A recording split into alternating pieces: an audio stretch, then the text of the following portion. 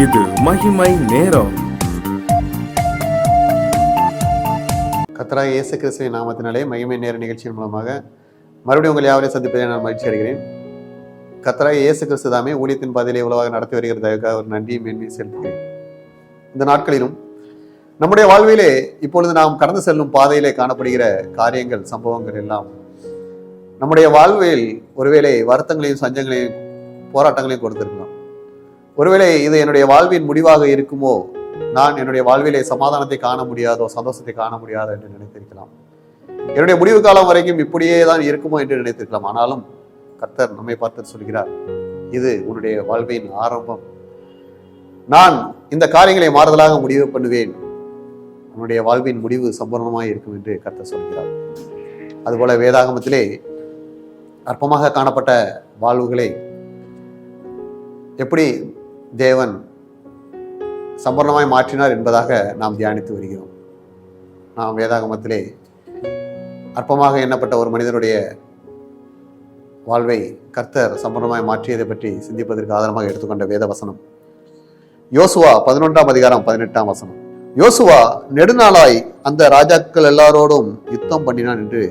யோசுவாவின் ஆரம்பம் யுத்தத்தில் ஆரம்பிக்கிறது, போராட்டத்தில் ஆரம்பிக்கிறது, பாடுகள் மத்தியிலே ஆரம்பிக்கிறது.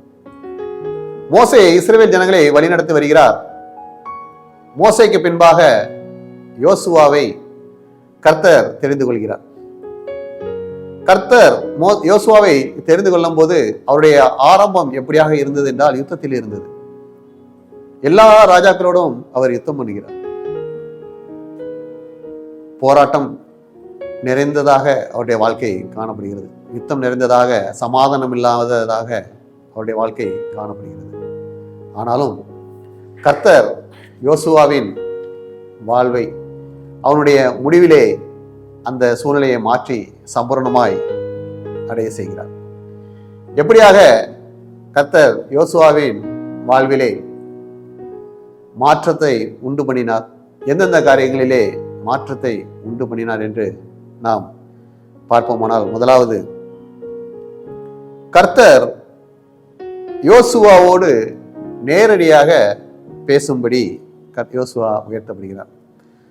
மோசே இஸ்ரவேல் ஜனங்களை வழிநடத்தி வரும்போது யோசுவா மோசையுடன் தான் இருந்தார். யாத்திராகமம் 23ஆம் அதிகாரம், யாத்திராகமம் 33ஆம் அதிகாரம் 11ஆம் வசனத்திலே வாசிக்கும் போது, யோசுவா ஆசாரிப்பு கூடாரத்தை விட்டு பிரியாதிருந்தான்.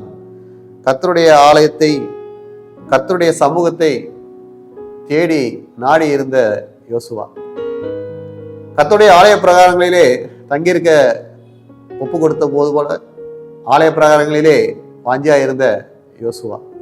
இப்படியாக யோசுவா காணப்பட்டாலும் கர்த்தரிடத்திலே நேரடியாக பேசும் அனுபவம் இல்லாதவராக காணப்பட்டார். மோசே இஸ்ரவேல் ஜனங்களை வழிநடத்தி செல்லும் போது மோசையோடு மாத்திரமே கர்த்தர் பேசினார். யாத்திராகமம் 24ஆம் அதிகாரம் 2ஆம் வசனத்தை பார்க்கும்போது மோசே மாத்திரம் கர்த்தரிடத்தில் சமீபித்து வரக்கூடியவனாக இருந்தான் என்று பார்க்கிறோம். மோசே மாத்திரம் கர்த்தரிடத்திலே பேசுகிறவனாக காணப்பட்டான். இப்பொழுது இஸ்ரவேல் ஜனங்களை வழிநடத்தும்படியாக யோசுவா தேர்ந்தெடுக்கப்படும் போது அவர் யோசித்திருப்பார், கர்த்தர் மோசையோடு மாத்திரமே பேசியிருந்தார், நான் அவ்வளவு ஊழியம் செய்த போதும் என்னோடு பேசவில்லை, இனிமேல் எப்படி கர்த்தர் என்னோடு பேசுவாரா? அவருடைய இந்த இஸ்ரவேல் ஜனங்களை வழிநடத்தும்படியான ஆலோசனை அவரிடத்திலிருந்தே எனக்கு கிடைக்குமா என்று யோசித்திருப்பார். ஆனால் மோசே யோசுவாவை அபிஷேகம் செய்யும் போது கர்த்தர் யோசுவாவோடு இருந்தார். யோசுவாவோடு இருந்து யோசுவாவோடு பேசி இஸ்ரவேல் ஜனங்களை வழிநடத்தும்படியான ஆலோசனைகளை கொடுத்தார். யோசுவாவின் கானானுக்கு செல்லும் பாதையிலே ஆரம்பத்திலே கர்த்தரோடு அவருடைய உறவாடுதல் இல்லை என்றாலும் மோசைக்கு பின்பாக அவனுடைய வாழ்விலே மாற்றத்தை கொடுக்கிறார். கர்த்தரோடு அவர் உறவாடும்படி கிருபை செய்கிறார். இஸ்ரவேல் ஜனங்களை வழிநடத்தும் ஆலோசனையை பெற்றுக்கொள்ளும்படி செய்கிறார். இரண்டாவதாக நாம் பார்ப்போமானால், யோசுவாவோடு இஸ்ரவேல் மக்கள் யாரும் வாக்குவாதம் செய்யாமல் கர்த்தர் பார்த்து கொண்டார். மோசே இஸ்ரவேல் ஜனங்களை வழிநடத்தி வரும்போது இஸ்ரவேல் ஜனங்கள் வனாந்திர பாதையில் நடக்கும்போது அநேக அற்புதங்களையும் அடையாளங்களையும் மோசையை கொண்டு கர்த்தர் செய்தார்.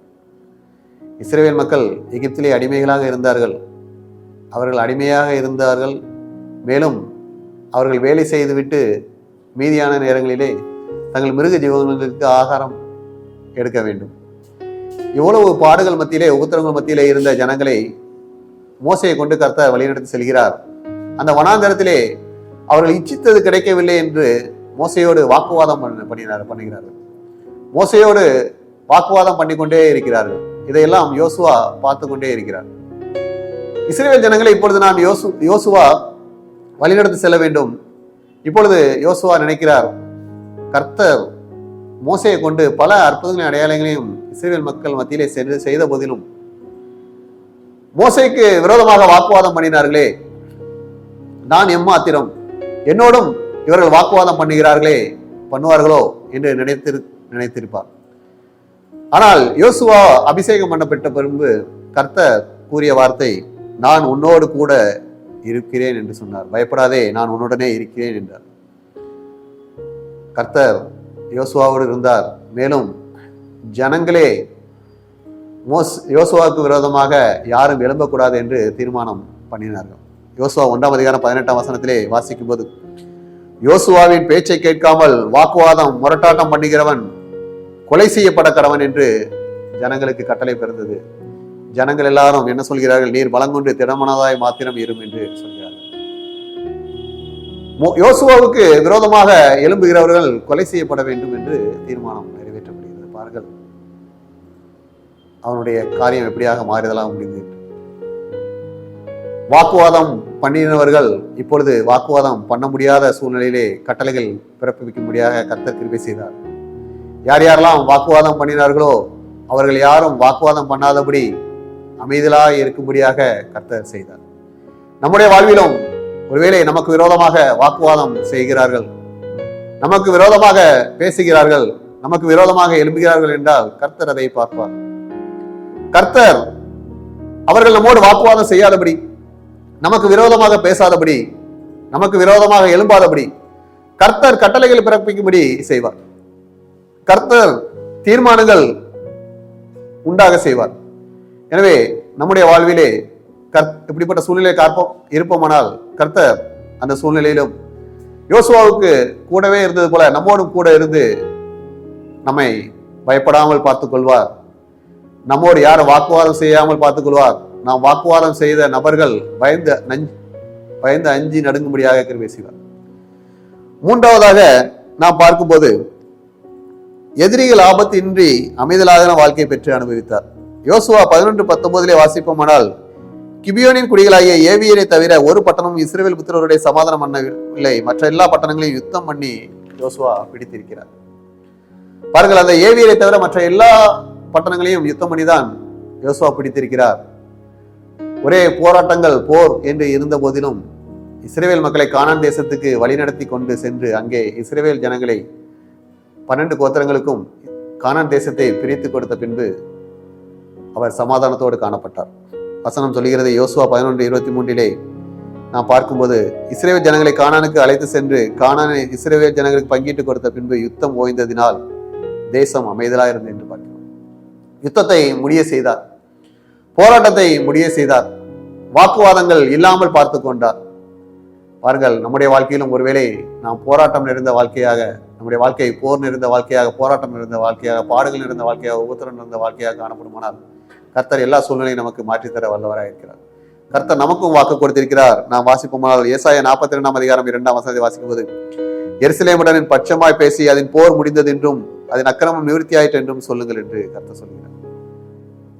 நம்முடைய வாழ்க்கையில காணப்பட்ட போர் முடிவுக்கு வந்துவிட்டது. கர்த்தர் நம்மோடு பட்சமாய் இருக்கிறார், பட்சமாய் பேசுகிறார்.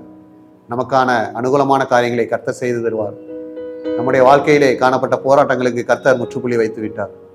எனவே கர்த்தர் மேல் நம்பிக்கையா இருப்போம். கர்த்தர் நம்முடைய வாழ்வை மாற்றி நமக்கு ஆசீர்வாதத்தை தருவார். கர்த்தர் தாமே இந்த வார்த்தைகளை ஆசீர்வதிப்பாராக. ஆமென். நிச்சயமா கர்த்தர் இந்த நாளிலும் போராட்டங்கள் நிறைந்த வாழ்வோடு காணப்பட்ட யோசுவாவினுடைய வாழ்வை சமாதானத்தோடு பார்த்துக்கூடிய அது போல போராட்டம் நிறைந்த வாழ்வோடு காணப்படுகிற ஒவ்வொருடைய வாழ்விலும் நீ சமாதானத்தை கொடுக்கக்கூடிய இயேசு கிறிஸ்துவின் ஜெபத்தின் நல்ல பிதாவே. ஆமென்.